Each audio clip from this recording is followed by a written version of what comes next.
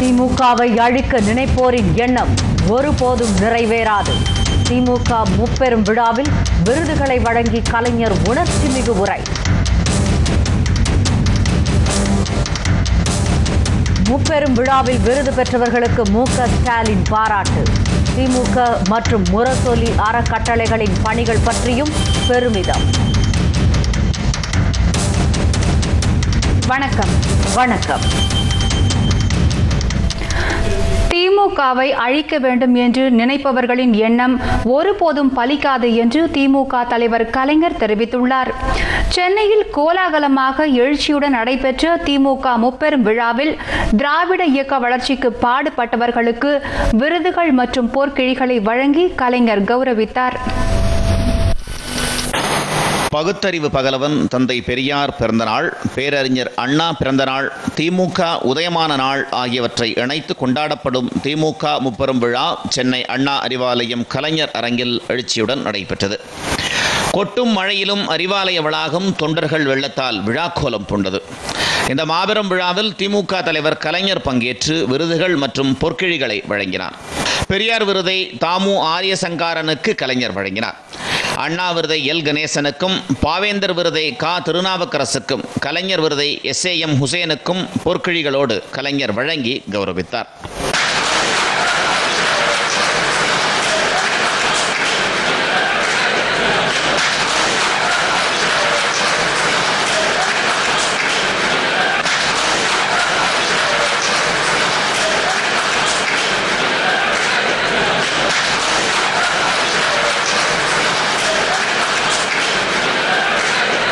இதனைத் தொடர்ந்து இவ்விழாவில் எழுச்சி உரையாற்றிய கலைஞர், இன்றைக்கு நாம வாழ்வதற்கே காரணம் தந்தை பெரியாரும் பேரறிஞர் அண்ணாவும் தான் என்று தெரிவித்தார்.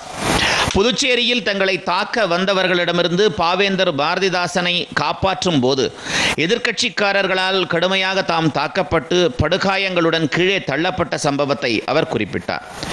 அப்போது தந்தை பெரியார் கனிவோடு தம்மை சீராட்டி கண்ணீர் விட்டதை கலைஞர் நினைவு கூர்ந்தார்.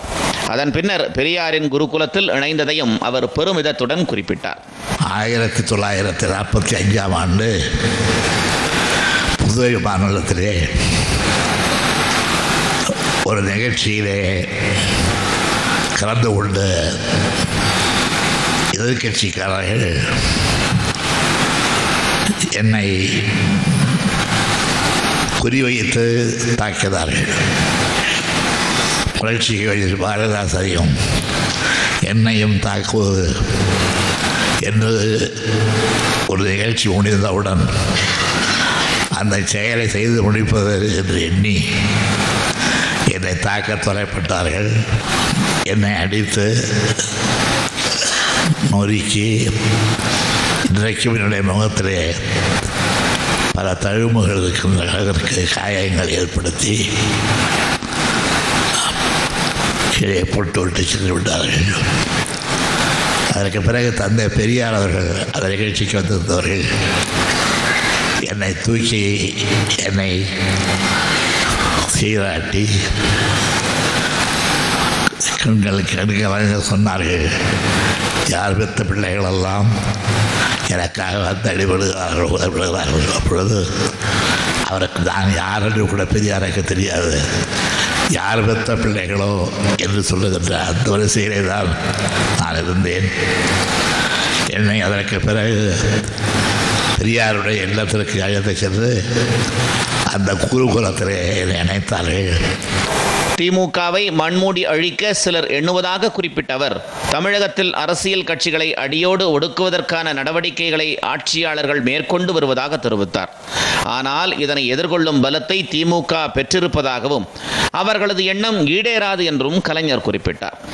எனக்கு ஒரு பெரிய ஆச்சரியம், இதுவரையிலே இந்த விழாவுக்கு கூட தடை வரவில்லையே, என்ன காரணம் என்பதுதான்.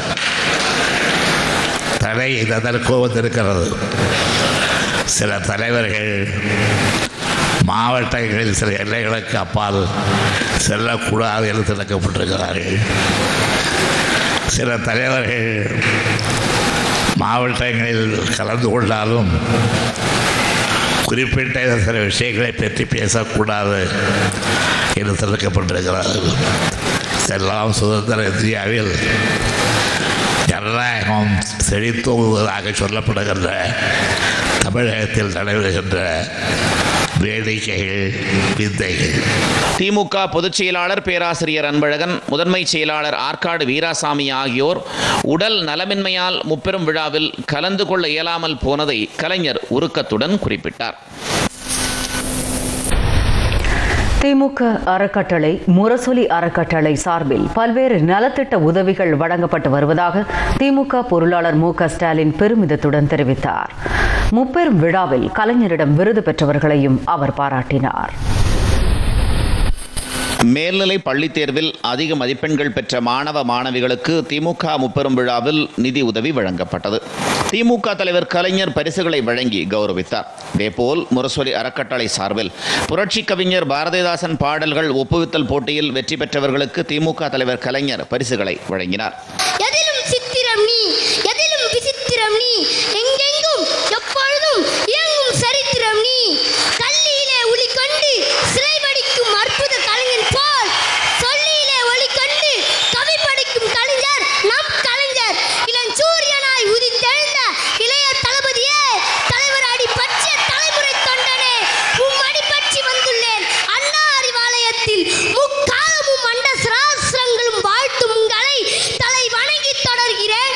பாவேந்தர் பாரதிதாசன் பாடலில் உள்ள வீர தமிழன் என்ற தலைப்பில் விசைவடிந்த தேகத்தில் வன்மை வேண்டும், சூழ்ச்சிதனை வஞ்சகத்தை பொறாமைதனை தொகையாக எதிர் நிறுத்தி தூளாக்கும் காய்ச்சிந்தை மரச் செயல்கள் மிகவும் வேண்டும். கடல் போல செந்தமிழை பெருக்க வேண்டும், கீழ் செயல்கள் விட வேண்டும். ராவணன் தன் கீர்த்தி சொல்லி அவன் நாமம் வாழ்த்த வேண்டும். இதைத் தொடர்ந்து நேர்மையான ஆட்டோ ஓட்டுநர்களுக்கு நற்சான்றிதழும் பதக்கமும் வழங்கி கலைஞர் வாழ்த்து தெரிவித்தார். நிகழ்ச்சியில் தொடக்க உரையாற்றிய திமுக பொருளாளர் மு.க. ஸ்டாலின் திமுக சார்பில் தொடர்ந்து வழங்கப்பட்டு வரும் நலத்திட்ட உதவிகளை பட்டியலிட்டார். 1985 ஆண்டு முதல் திமுக சார்பில் விருதுகள் வழங்கப்பட்டு வருவதாகவும் மு.க. ஸ்டாலின் கூறினார். முப்பெரும் விழா விருதுகள் ஒவ்வொரு ஆண்டும் வழங்கப்பட்டு கொண்டிருக்கிறது. தந்தை பெரியார், பேரறிஞர் பெருந்தகை அறிஞர் அண்ணா, நம்முடைய தலைவர் கலைஞர், புரட்சி கவிஞர் பாவேந்தர் பாரதிதாசன் ஆகியோருடைய பெயரில் தொடர்ந்து விருதுகள் ஒவ்வொரு ஆண்டும் வழங்கப்பட்டு கொண்டிருக்கிறது. கழகத்திற்காக பல தியாகங்களை செய்திருக்கக்கூடிய, கழகத்திற்காக இன்னும் தொடர்ந்து பணியாற்றி கொண்டிருக்கக்கூடிய, அந்த நிலையை புரிந்து அறிந்து அவர்களுக்கு பெருமை சேர்த்து தந்திட வேண்டும் என்ற நிலையில் தலைவர் கலைஞர் அவர்களை ஒவ்வொரு ஆண்டும் தேர்ந்தெடுத்து அந்த வகையில் தொடர்ந்து அவர்களுக்கெல்லாம் விருதுகள் வழங்கப்பட்டு கொண்டிருக்கிறது. இது 1985 ஆண்டு முதல் இது தொடர்ந்து நடந்து கொண்டிருக்கிறது. ஆக 2013 ஆண்டு வரையில் இதுவரையில் நம்முடைய முப்பெரும் விழா விருதுகளை பெற்றிருக்கக்கூடிய எண்ணிக்கை எவ்வளவு என்று கேட்டால் 101 பேர் இதுவரை அந்த விருதுகளை பெற்றிருக்கிறார்கள். புரட்சி கவிஞர் பாவேந்தர் பாரதிதாசன் பாடல் ஒப்புவிக்கின்ற போட்டியை நடத்தி அதிலே தேர்வு செய்யப்படக்கூடிய மாணவ செல்வங்களுக்கு ஒவ்வொரு ஆண்டும் ஊக்கத்தொகையாக அவர்களை உற்சாகப்படுத்தக்கூடிய வகையில் அந்த நிதியும் வழங்கி கொண்டிருக்கிறோம். 97 ஆண்டிலிருந்து 1997 ஆண்டிலிருந்து 2013 ஆண்டு வரையில் 4236 பள்ளி மாணவர்களுக்கு ரொக்க பரிசாக 73,10,000 ரூபாயும், அதேபோல் 4196 கல்லூரி மாணவர்களுக்கு ரொக்க பரிசாக 72,23,750 ரூபாயும், ஆக மொத்தம் 8,432 மாணவர்களுக்கு மொத்த பரிசு தொகையாக இதுவரையில் வழங்கப்பட்டிருக்கக்கூடிய தொகை 1,45,35,750 ரூபாய் வழங்கப்பட்டிருக்கிறது என்பதையும் நான் பெருமையோடு தெரிவித்துக் கொள்ள விரும்புகிறேன். கலைஞரிடமிருந்து பெரியார், அண்ணா, பாவேந்தர், கலைஞர் விருது பெற்றவர்களை பாராட்டி பேசிய மு.க. ஸ்டாலின் மும்பை தாமு ஆரியசங்காரன், எல். கணேசன், திருநாவுக்கரசு, எஸ்.ஏ.எம். ஹுசேன் ஆகியோர் திமுகவுக்கு ஆற்றிய பணிகளை பட்டியலிட்டு பாராட்டினார். பெரியார் பெயரில் அமைந்திருக்கக்கூடிய விருதை பெற்றிருக்கக்கூடிய நம்முடைய அன்புக்குரிய அண்ணன் மும்பை ஆரியசங்காரன் அவர்கள், அவருடைய வாழ்க்கை வரலாற்றை பற்றி எடுத்து படிக்கிற நேரத்தில் அனைத்தும் இங்கு சொல்லப்பட்டிருக்கிறது. இருந்தாலும் என்னை பொறுத்தவரையில் நான் ஒரு செய்தியை குறிப்பிட்டு சொல்ல வேண்டும் என்று சொன்னால், மராட்டிய மாநிலத்தில் குறிப்பாக மும்பை பகுதியில் திராவிட முன்னேற்றக் கழகம் வேர் ஊன்றுவதற்கு காரணகர்த்தாக்களில் மிக மிக முக்கியமாக இருந்தவர் அண்ணன் ஆரிய சங்காரன் என்பதை நான் இந்த நேரத்தில் பெருமையோடு குறிப்பிட்டு காட்டி, மொழி போருக்கு ஒரு தலகர்த்தராக ஒரு தளபதியாக இருந்தவர் அண்ணன் எல்ஜி அவர்கள். ஆக எத்தனையோ போராட்டங்களில் தன்னை ஒப்படைத்துக் கொண்டு பல தியாகங்களை செய்திருக்கக்கூடியவர் அண்ணன் எல்ஜி அவர்கள். யாராவது கோபித்துக் கொள்வார்களா, ஒருவேளை யாராவது சலித்துக் கொள்வார்களா என்று அண்ணன் எல்ஜி அவர்கள் கவலைப்பட மாட்டார்கள். தன் மனதில் பட்டதை அப்படியே எடுத்துச் சொல்லக்கூடிய அந்த தெம்பை, அந்த திராணியை பெற்றவர் அண்ணன் எல்ஜி அவர்கள்.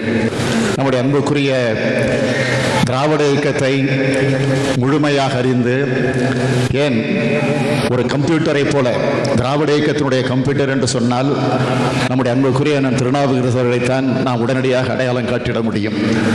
ஆக அந்த அளவிற்கு அந்த திராவிட இயக்கத்தினுடைய வரலாற்றை அவர் ஏற்கனவே எழுதியிருந்தாலும் தொடர்ந்து இன்னமும் அவர் எழுதி கொண்டிருக்கிறார். அண்ணன் உசேன் அவர்களிடத்தில் எனக்கு அதிகமான அளவிற்கு பழக்கம் உண்டு. காரணம், அவர் ஓராண்டு காலம் மிசா என்ற கொடுமையான சட்டத்திலே கைதாகி சென்னை சிறைச்சாலையில் நடைபெற்றிருந்த போது அவரோடு சிறையில் இருந்தவன் நான். அவரோடு சிறையில் இருந்தது மட்டுமல்ல, அவரோடு ஒரே அறையில் ஓராண்டு காலம் சிறையில் இருந்தவன் நான். அந்த பெருமை எனக்கு உண்டு. இன்னும் பெருமையோடு சொல்ல வேண்டும் என்று சொன்னால், நாங்கள் இரவு நேரங்களில் எங்களுக்கு தூக்கம் வரவில்லை என்று சொன்னால் அண்ணன் உசேன் அவர்களைத்தான் கூப்பிட்டு பாடச் சொல்வோம். அந்த அளவிற்கு அண்ணன் உசேன் அவர்கள் சிறையில் எங்களுக்கெல்லாம் உற்சாகப்படுத்தக்கூடிய வகையில், ஊக்கப்படுத்தக்கூடிய வகையில் இருந்தவர். பிரம்மாண்டமாக நடைபெற்ற முப்பெரும் விழாவிற்கு திமுக துணை பொதுச் செயலாளர் துரைமுருகன் தலைமை வகித்தார். துணை பொதுச் செயலாளர் வி.பி. துரைசாமி, திமுக நாடாளுமன்ற குழு தலைவர் டி.ஆர். பாலு, நாடாளுமன்ற உறுப்பினர் கனிமொழி, தென்சென்னை மாவட்ட செயலாளர் ஜே. அன்பழகன், வடசென்னை மாவட்ட பொறுப்பாளர் ஆர்.டி. சேகர், ஆர். ராசா, டி.கே.எஸ். இளங்கோவன், பொன்முடி, கே.என். நேரு உள்ளிட்ட முன்னாள் அமைச்சர்கள், திருச்சி சிவா, கம்பம் செல்வேந்திரன், சுப வீரபாண்டியன், இள புகழேந்தி, குஷ்பு மற்றும் திமுக நிர்வாகிகள் உள்ளிட்ட ஏராளமானோர் இந்த விழாவில் கலந்து கொண்டனர்.